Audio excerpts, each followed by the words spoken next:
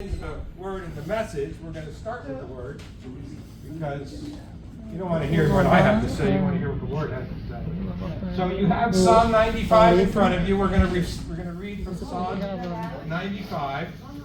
And the psalmist David writes, and this is an important psalm because Muito obrigado, pastora Brandinha, que Deus abençoe muito a sua vida, pois estamos fazendo coisas memoráveis ao Senhor. Deus seja louvado em sua vida, na sua casa e na sua família. Yeah, they worship, but then they didn't always obey and do what God said. So let's read this. It says, "Oh, come, let us sing to the Lord. Let us shout joyfully to the rock of our salvation. Let us come before His presence with thanksgiving. Let us shout joyfully to Him with psalms. For the Lord is great, and the great King above all the gods. In His hand are the deep places of the earth. The heights of the hills are His also. The sea is His, and He made it. And His hands formed the dry land. Oh, come, let us worship and bow down. Let us kneel before the Lord our Maker, for He is our God. And we are the people of His pasture."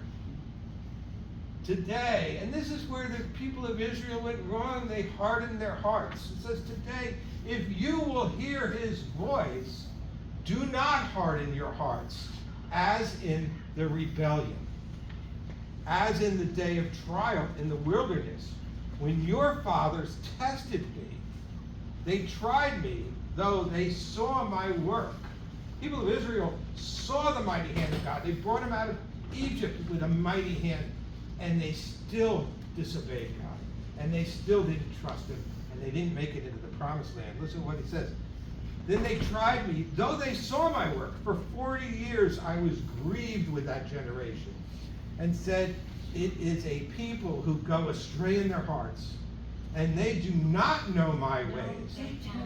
So I swore in my wrath, they shall not enter my rest.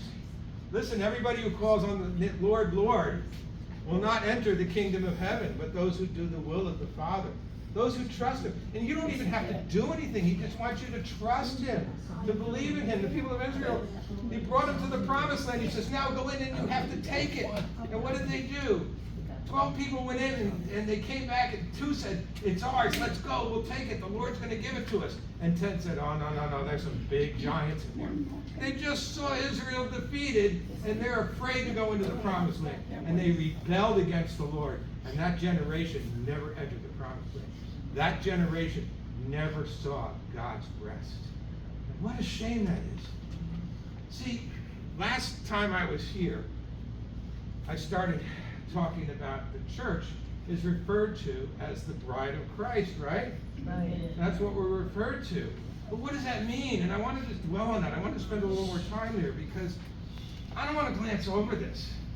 You know, people get married today for a lot of times for the wrong reasons. Most of the time when people get married today, it's to fulfill some need within themselves, to complete something within themselves. It's always about them. And they try to find a spouse that's good for them, that's going to give them what they need. And those marriages fail. And people do the same thing with Christ. I call it better housing. You know what I mean? So somebody gets married, oh, this guy's a great provider, I can get better housing.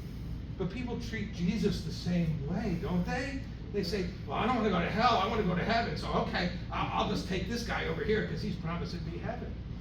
But heaven is not, that's what it's not what it's about. It's about loving your spouse. It's about loving Jesus the same way you would love your spouse. Do you know Him? Do you love Him? Do you trust Him? And we read a little bit. I'm going to go back and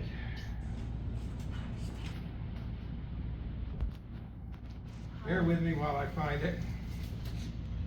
This is just review for those who don't remember.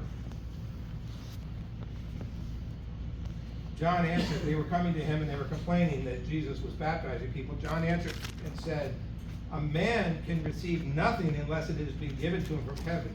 You yourselves bear witness that I said, I am not the Christ, but I have been sent